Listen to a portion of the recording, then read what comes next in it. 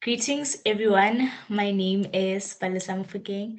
I'm the co-founder of Edtech Bridges.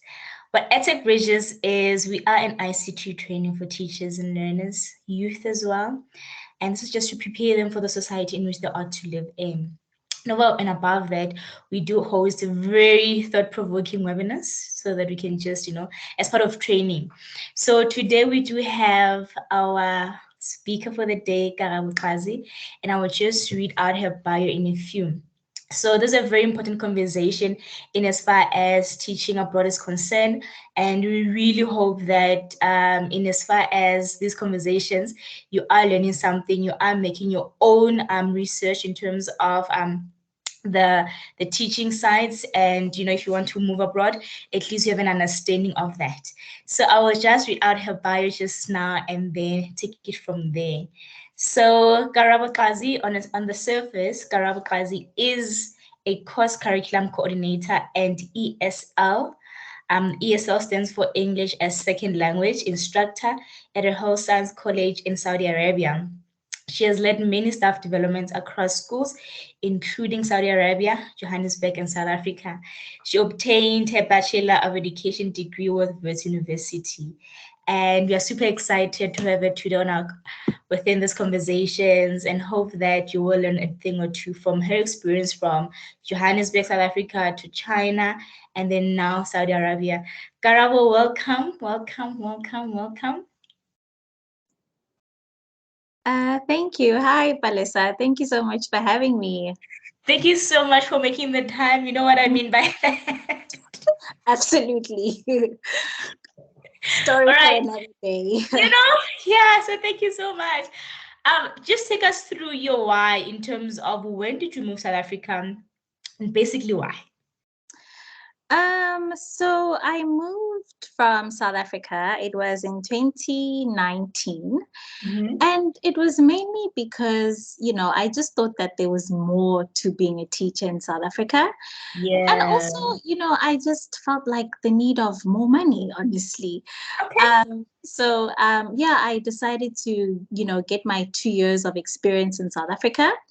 And that's when I just started applying for jobs. My first target was initially China, just to get the experience there. And then I was going to honestly just take it from there. So it was mainly just to just get more experience, to become an international teacher, and just also, help provide financially for my family and just for myself as well. Yeah. Beautiful stuff. And obviously, you have a good experience of three worlds now in terms of Johannesburg, China, and Saudi. So, what are some of the contrasts in terms of the differences and the similarities across the curriculum, across the teaching and learning practices? I understand that now that you are teaching within a college, so obviously there is some slight differences. So, just take us through that. Okay, so yeah, in South Africa it was CAPS curriculum, Yes. I think of which we're all very familiar with. And then in China I was teaching the US curriculum. So it was mainly just based on American standards. I was teaching social science and English. Whereas in Saudi Arabia, it's more of like a preparatory year program, of which we call a bridging course in South Africa. So the students have to take a year of English before they can study their degree, accounting, engineering, whatever the case is. So we basically just provide that foundation of English. Beautiful, yeah. Yeah, and in terms of differences, there's really a lot of differences across the board. I'll start with South Africa and and China. So in South Africa, I was at a very good public school. But when I got to China, you notice that it was so normal to see a student with 3 iPads and a cell phone and gadgets. Whereas in South Africa, I mean, it's not something that would be normal. In fact, we didn't even allow students to bring their gadgets to school. So I had to transition to being from such a textbook-based teacher, lit chalkboard, to now technology and ICT. It was a really huge transition, but I must say the technological skills that I got in China is what I'm using now Saudi Arabia. Uh, Wow. so that was very great because now I'm very familiar with things like smart boards and, just using, it's normal for students to use their iPads for class slides and for class Mm, lectures. So yeah, those are mainly the differences in terms of just ICT. Similarities. There's not much, there's not much that's similar. Um, with the school that I'm at now, the students are very rooted in their religion, so I don't face any discipline issues. So it's religion above anything. Um, mm. yeah. So yeah. You bring in a very important point of religion above everything. And I'm just going to highlight this part as well to say, Uh-huh. you as a not a different Karabo, but a Karabo of a different kind. And then Uh-huh. now I see you with your hijab, which is very interesting. So Yeah. how is that shift coming along? Can you say that you've converted, or it's just, processing spirituality, finding yourself? What is that? Sure, it's a tough one to Yeah. answer, but Okay. when you get to Saudi, first of all, I live in it's a very big city, but it's very Yes. cultural and very Yes. traditional. So when I Mm. first got here, I was okay with my dreadlocks out, walking to the shopping mall, whatever. But then I just got a lot of eyes, I just got a lot of attention because of that. Mm. So, I just felt the need of, let me just accept the culture that I'm in. Let me just accept the customs and the norms that are currently happening in this Mm. space. Mm-hmm. So then, yes, I did incorporate hijab. So every now and then when I go out, I will wear it. It also helps for bad hair days, it works in my Yeah. favor.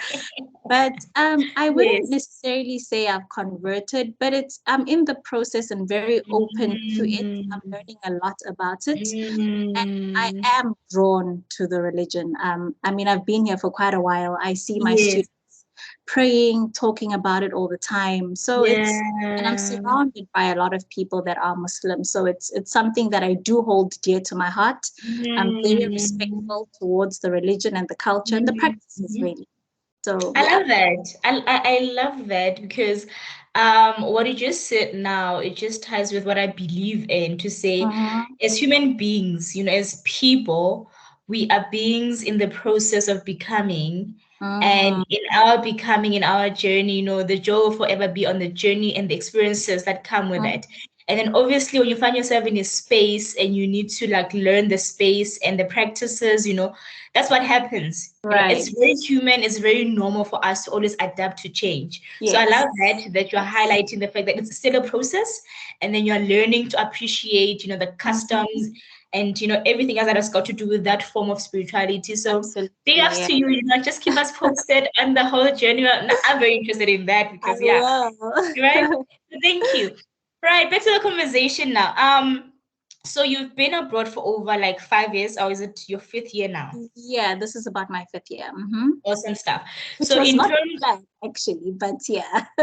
almost there, almost there. Right. In terms of the cultural shocks now, what are some of the things that really shocked you, like in terms of moving abroad that you didn't really find as your normal? Or like, oh my God, is this happening in this country? I didn't know that. So what are some of the cultural shocks? And just added to that question is your highs and lows as well, in as far as Mhm. teaching abroad is concerned. Sure, cultural shocks. Well, okay, in China there was a huge cultural shock. I mean, Yeah. you'd find my students trying to dust off my skin because they thought maybe there's dust or something.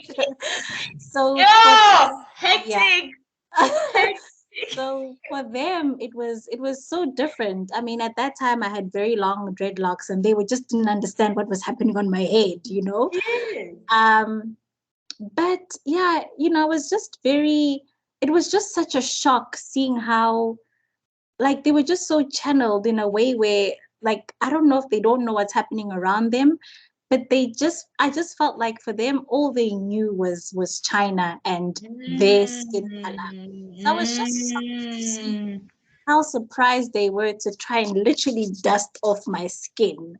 Yeah. Um, but Hectic, in hectic. terms of Saudi, Mm-hmm. I always read up about the country before I moved, but I just didn't realize how they are so rooted in their faith. It's scary. Love It, that. even just Yeah. talking about it is giving me goosebumps. But it's such a beautiful country in Mm, the sense that before, I mean, I'm talking about, oh my goodness, before anything is done, they first, mm. what does the Quran say? Like, what is Wow. the, you know? That was Yes. a huge shock for me because coming from South Africa, it's like, oh yeah, I go to church. Oh yeah, but Yeah. it's like something that some of us just say in passing. But for them, Mm. it's more than just that. Just seeing Wow. them, how they will ask you for like, Miss, listen, it's 12 o'clock. I need to go pray now. Can you excuse me? And I mean, I can't be like, no, no, no, you can't pray. So I Right? had just to, giving them time to go and fulfill their spiritual duties and then come back to the classroom. Mm. So a lot of things are centered around religion and then everything else follows.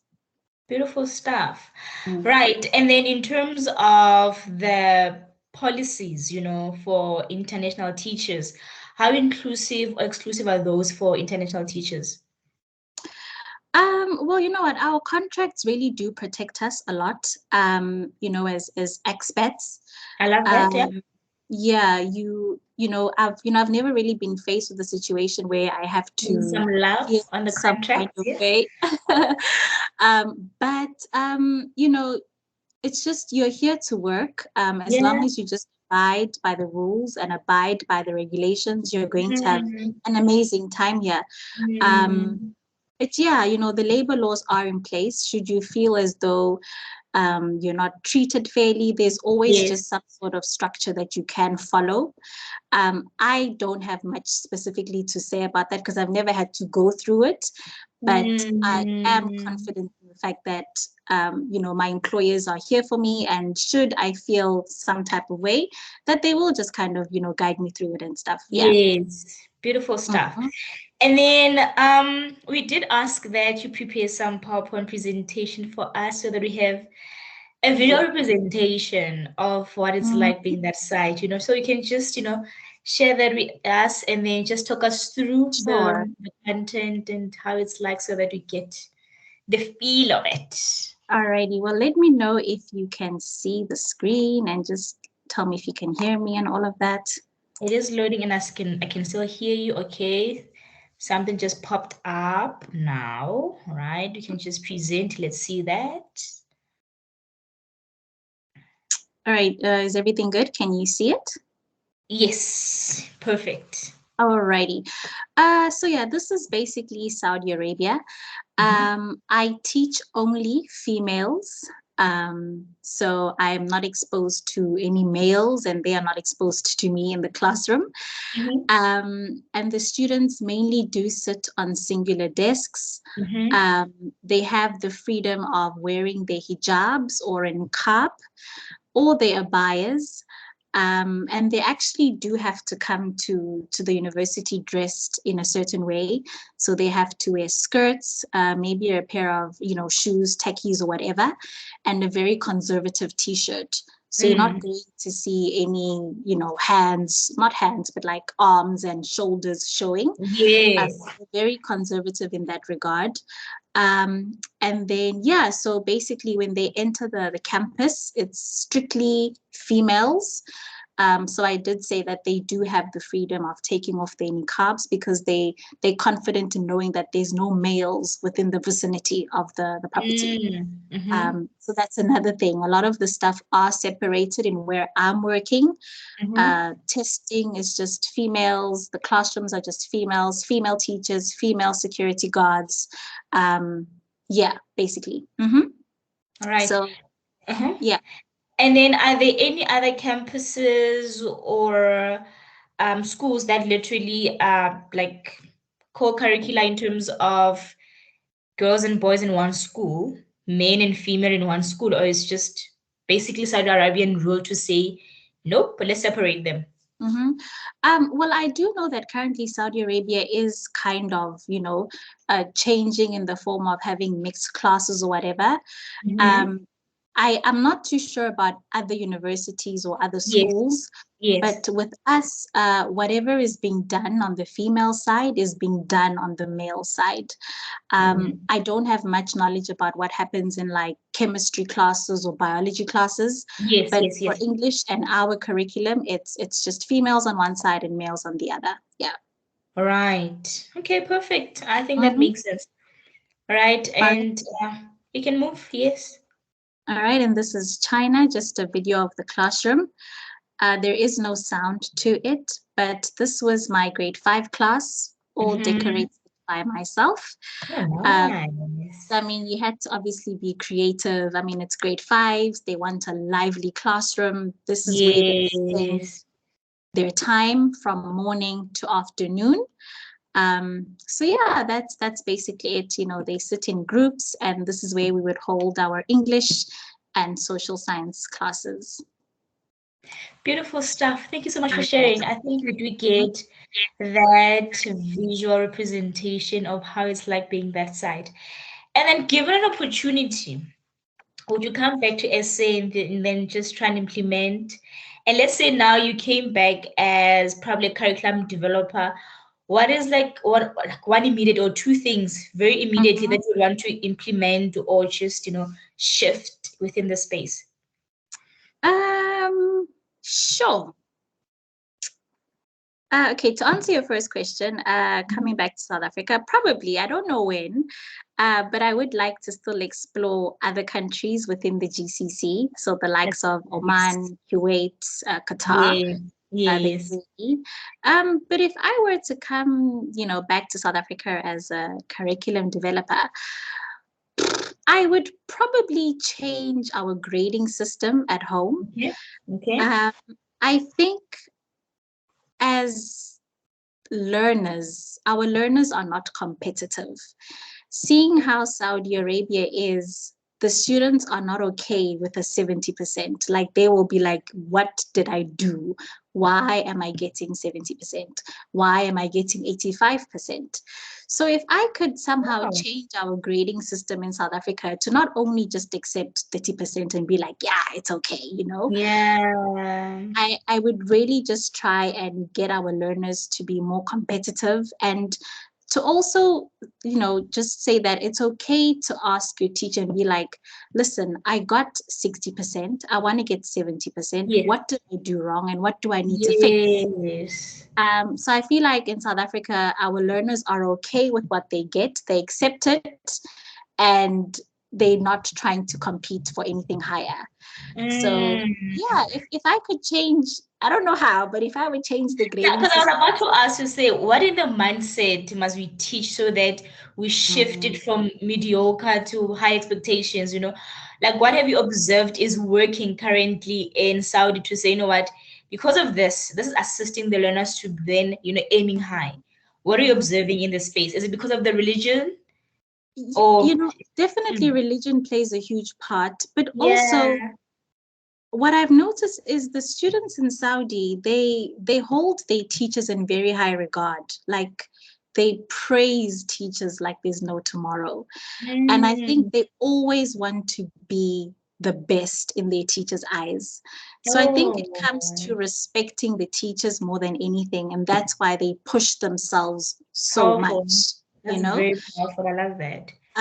So I think if I don't know how to, the dynamics in South Africa, but I mean, if we were to just Mm. our learners really do have to respect us as South African teachers. I feel like Yes. when I think about one of the schools that I worked in South Africa, it was a high school, a Gussie school. And it was such an interesting experience. And in fact, it's what taught me to be very firm, and not just to be walked over. So I just feel like if we can just instill our learners to respect teachers, it could really go a long way. Because with Saudi, they respect our teachers and they want to just get that. You're doing so well, keep it up. And they Yeah. want, so I To think we need reaffirm and, Yes, yeah. Beautiful absolutely. stuff. Reaffirmation and just to praise them a lot more. Hmm. So does it lie with us as the teachers to always reaffirm them, or is it how we are trained as teachers, or just how things are in South Africa? What do you think? That's a good question. Oh my goodness, does it lie with It's us as open-ended. teachers? It's open-ended. There's no wrong or right answer to whatever that you think. I mean, don't Right. just think about it too hard. Yeah. Yeah, I don't know if it lies with us as teachers, but I just Mhm. think it's just the responsibility of everyone, honestly. I just feel like it, Right. like in Yeah. Saudi, it's not just teachers and it's not just the students. It also goes back to the religion. It goes back to what's being taught at home, you know? Mm. So they're taught to respect your teacher. I mean, hence, in Saudi, they would call their teachers doctors because that's how high they hold I their love that. teachers, I you love know? that. I Yeah. mean, put some respect to our name or something, you know? Yes, for it. Yeah. So it goes beyond just our duty as a teacher. It's them as individuals, it's families, it's religion, Mm. it's the personalities that they have, honestly. Beautiful stuff. Thank Yeah. you so much for your time. And thank you so much for Yeah. sharing your experiences with us. I just Very remember you insightful. actually you asked me about contrast, and in your question, you also asked me about highs and lows, and I don't think I've answered that, did I? I don't think so. Okay, let's just go back there. You can just do that for us and just give us your highs and the lows. I appreciate that. Yeah. Yeah. So my lows are, being abroad, you miss so many things from home. You miss birthdays, you miss celebrations, you miss births. There's a lot of things that you miss Yeah. at home. I mean, my husband's niece just gave birth and I'm not around for that. Um, Oh. but one of the highs is just definitely when it comes to my professional career. I have developed a lot as a teacher, being exposed to higher institutions, being exposed to Mm. cultures. So yeah, definitely that's just some really highs to being abroad, and obviously the nice salary too. Yeah, of course, the coins are very important. Right. Let's say Palisa today wants to like, you know what, I want to move. I really feel like this conversation has convinced me enough to move to Saudi Arabia. Maybe someone might think about that. What teaching vacancies or websites can they look at and then they can assist them in terms of finding some openings to teach Mm. abroad? Well, first of all, I would say that if you're looking for a job abroad, you just need to be very alert. There are a lot of scammers out there, people trying Yeah, to yeah, you promise you have this amazing job and only to find out that it's a scam, you're losing your hopes. yeah. But there's some very helpful Facebook groups like South African teachers in Saudi Arabia, South Mm-hmm. African teachers in the UAE, South African teachers in Kuwait. So Facebook, they do tend to post quite a lot of vacancies there. There's the likes of Teacherway, Teacher Horizons, Dave's ESL. So those are some really helpful things that one could look at.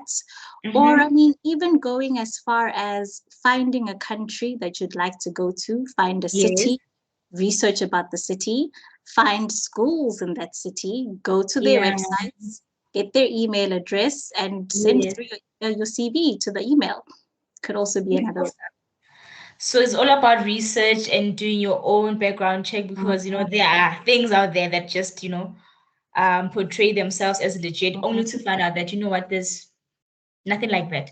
Right. Right. I think that is very important information and it highly assists in terms of people just looking for opportunities out Yeah. there. Do you have any last words for us before we just close?